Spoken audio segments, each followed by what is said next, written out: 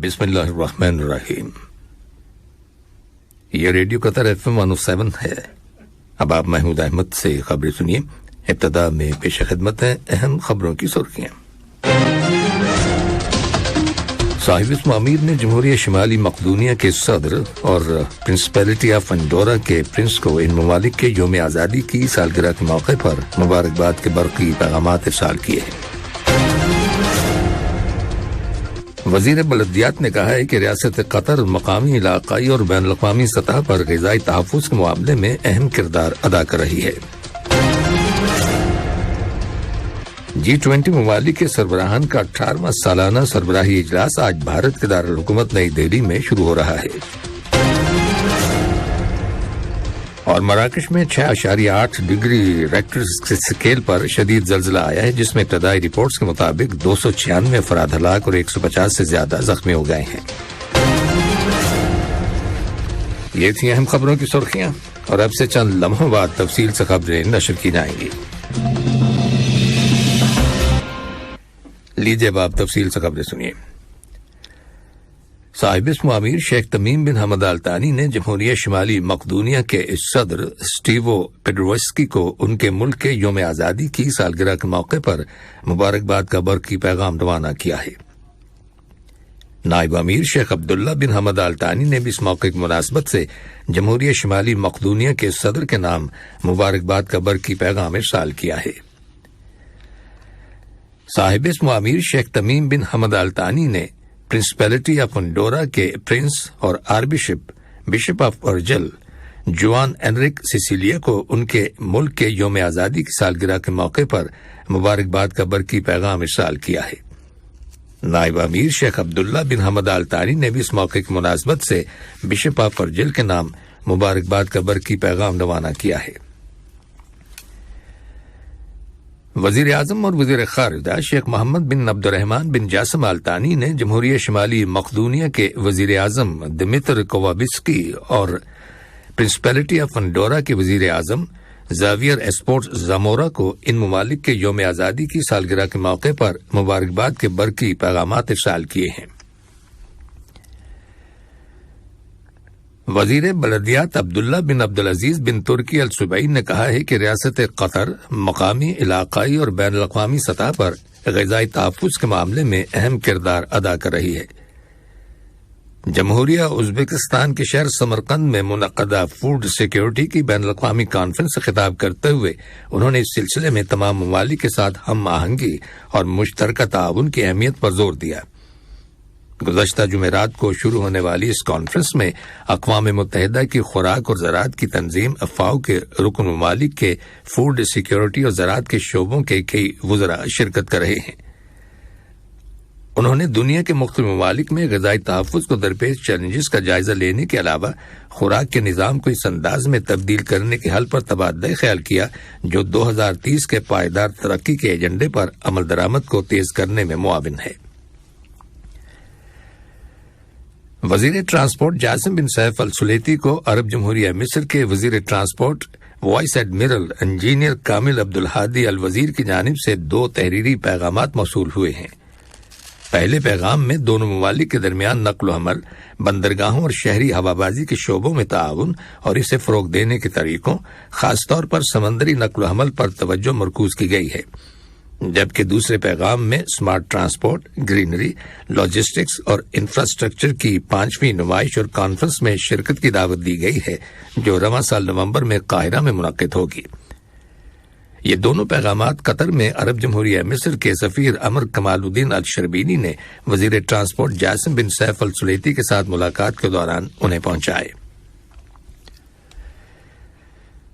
वज़ारत ख़ारिजा में बैनुल-अक़वामी ताउन की वज़ीर मुमलकत मोहतरमा लुलुआ बिन्त राशिद अल खातिर से कल जमहूरिया अर्जेंटाइन के सेक्रेटरी बराए कसीर जहती और 2 तरफ़ा इक़्तिसादी मुज़ाकरात रामिरो ओरोकी ने मुलाकात की। मुलाकात के दौरान 2 तरफ़ा ताउन और मुख्तलिफ शोबों, खासतौर पर मईशत, सरमायाकारी, टेक्नोलॉजी और सकाफत के शोबों में ताउन को फ़रोग़ देने के वसाइल का जायजा लिया गया। इंडोनेशिया के सदर जोको विडोडो और उनके जनूबी कोरिया के हममनसब यून सुक यूल ने दोनों मुल्कों के ताल्लुकात को मजबूत बनाने के वसाइल के बारे में तबादला ख्याल किया है।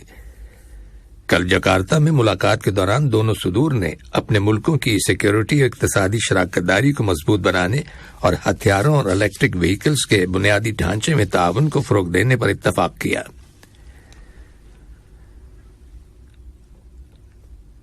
ہنگری کے وزیر خارجہ پیٹر سیجارتو سے کل بڈاپسٹ کے دورے پر گئے ہوئے الجزائر کے وزیر خارجہ احمد عاطف نے ملاقات کی، جس کے دوران دونوں ممالک کے تعلقات اور مختلف شعبوں، خاص طور پر قابل تجدید توانائی، سیکیورٹی، زراعت، ماہی گیری اور ایئر کارگو کے شعبوں میں تعلقات کو مضبوط بنانے کے بارے میں تبادلہ خیال کیا گیا۔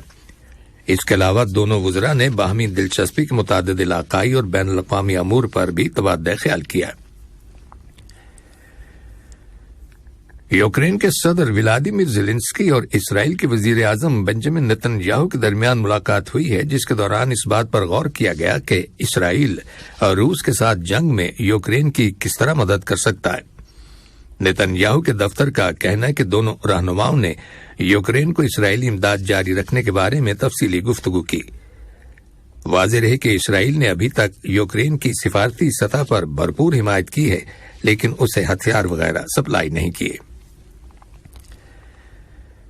لبنان کے نگران وزیر اعظم نجیب میقاتی نے ان کے ملک میں شامی پناہ گزینوں کی آمد کے سلسلے کو مسترد کرتے ہوئے کہا ہے کہ اس سے لبنان کو آبادی کے لحاظ سے پریشانی اور عدم توازن کا سامنا کرنا پڑ سکتا ہے۔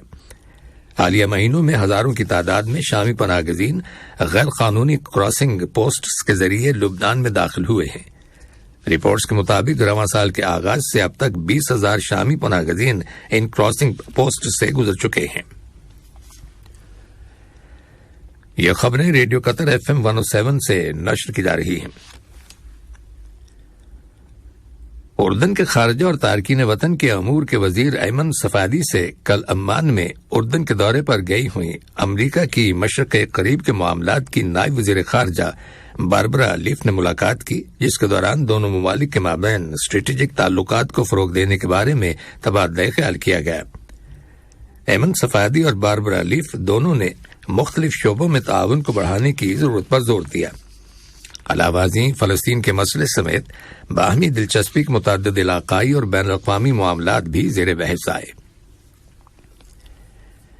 ایک زمین، ایک خاندان، ایک مستقبل کے سلوگن کے تحت G20 ممالک کے سربراہان کا 18واں سالانہ سربراہی اجلاس آج بھارت کے دارالحکومت نئی دہلی میں شروع ہو رہا ہے۔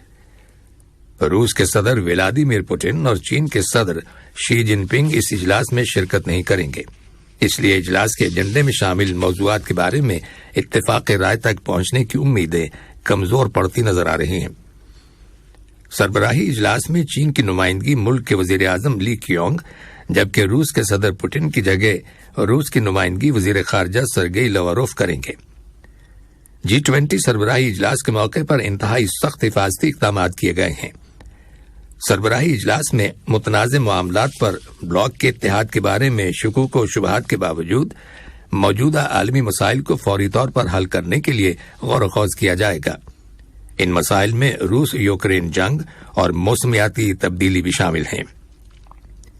سربراہی اجلاس میں پائیدار ترقی، خوراک کی حفاظت، توانائی، عالمی قرضوں کے نظام میں اصلاحات، ترقی پذیر ملکوں کو فراہم کیے جانے والے قرضوں اور کرپٹو کرنسی ریگولیشن جیسے دیگر کئی موضوعات پر تبادلہ خیال کیا جائے گا۔ مراکش میں 6.8 ڈگری ریکٹر اسکیل پر شدید زلزلہ آیا ہے، جس میں کم از کم 296 افراد ہلاک اور 150 سے زیادہ زخمی ہو گئے ہیں۔ زلزلے سے املاک کو بھی نقصان پہنچا ہے۔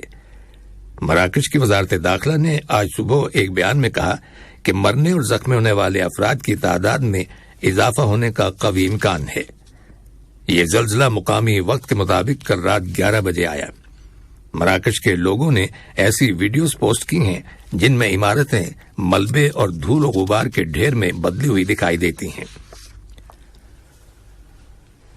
اور اب کچھ خبریں کھیلوں کے بارے میں۔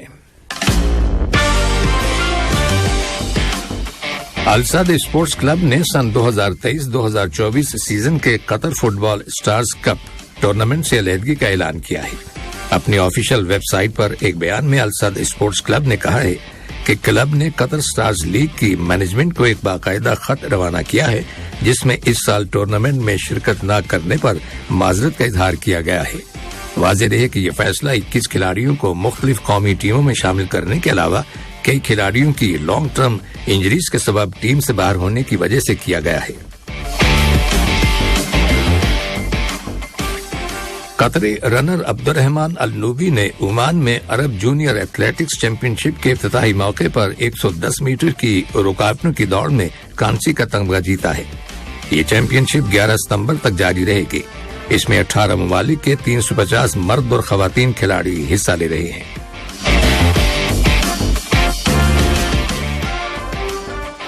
کیو ٹرمینلز قطر کلاسک 2023 اسکواش ٹورنامنٹ کا دوسرا پلیٹینیم ایونٹ آج خلیفہ انٹرنیشنل ٹینس اور اسکواش کمپلیکس میں شروع ہو رہا ہے۔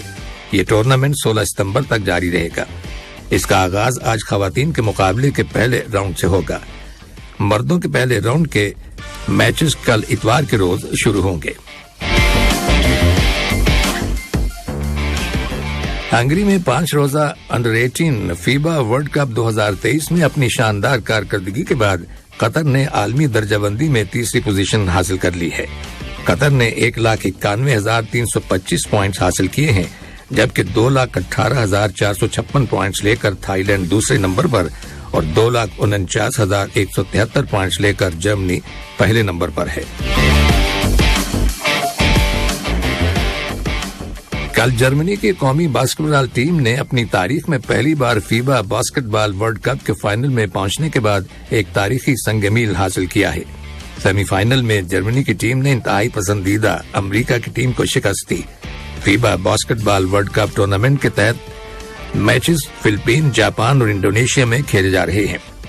فائنل میں جرمنی کی ٹیم کا مقابلہ سربیا کی قومی ٹیم کے ساتھ ہوگا، جس نے کل پہلی مرتبہ سیمی فائنل میچ میں کینیڈا کی ٹیم کو 95-86 کے تناسب سے شکست دے کر فائنل میں اپنی جگہ بنائی۔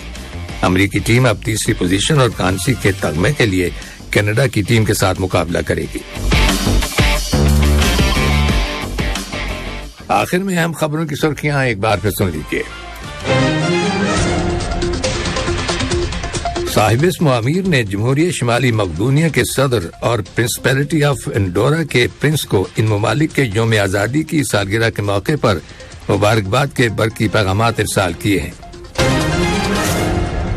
وزیر بلدیات نے کہا ہے کہ ریاست قطر مقامی، علاقائی اور بین الاقوامی سطح پر غذائی تحفظ کے معاملے میں اہم کردار ادا کر رہی ہے۔ G20 ممالک کے سربراہان کا 18واں سالانہ سربراہی اجلاس آج بھارت کے دارالحکومت نئی دہلی میں شروع ہو رہا ہے۔